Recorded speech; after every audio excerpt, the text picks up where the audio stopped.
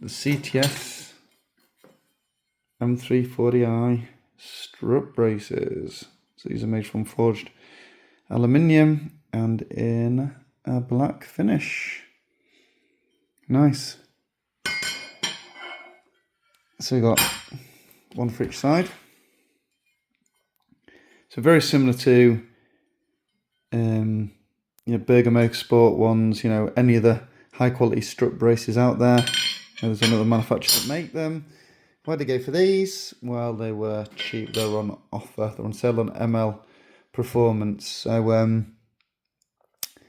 got the two bad boys here, which also need to be fit to the car. Nice and simple to fit with just 4 bolts. This will stiffen up the front end a little bit, and then when I've got the coilovers on, it'll just enhance the handling overall. So there we go.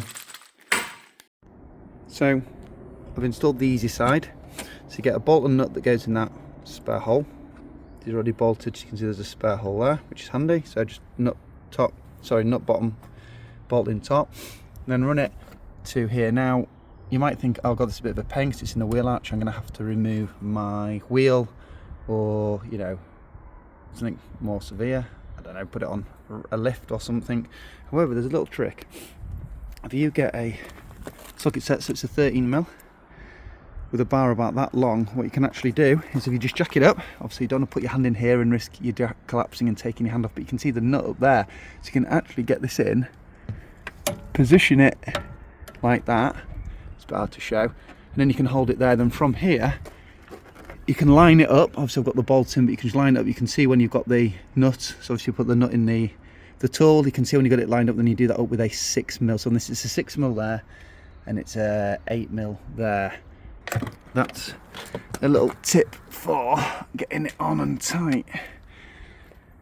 The airbox, I've got the Berger Motorsport performance intake, and that I'm going to see a bit rattled, but it does go over the top of it. It's not really pushing it down. It has got a little bit of movement.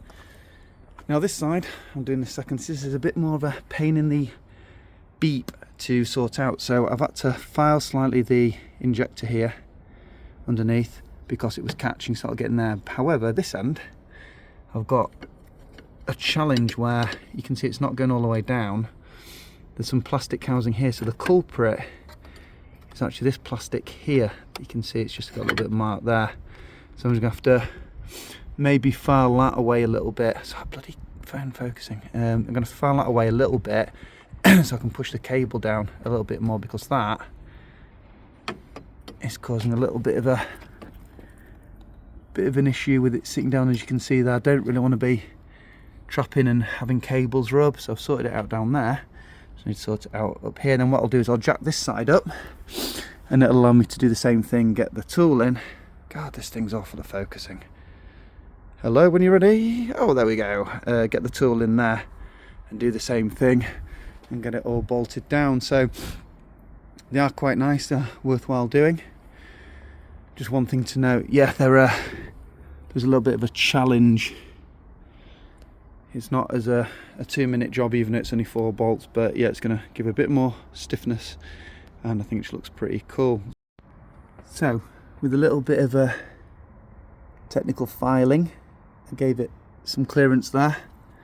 The engine as well, when you rev your engine, because I've checked this, it kind of pulls upwards that way. I wasn't too sure.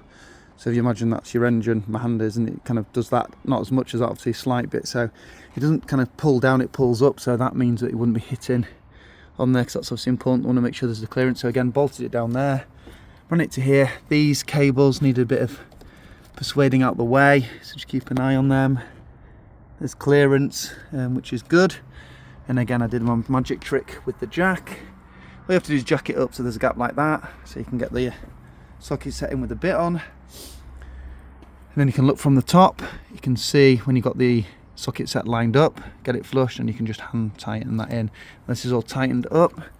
The hose is just sat nicely above it, so yeah, good clearance there. So that's how the CT strut braces look when they're fully installed and they're not catching on anything causing any issues. So very stealth engine bay, just got a bit of blue bling with the Berger Motorsports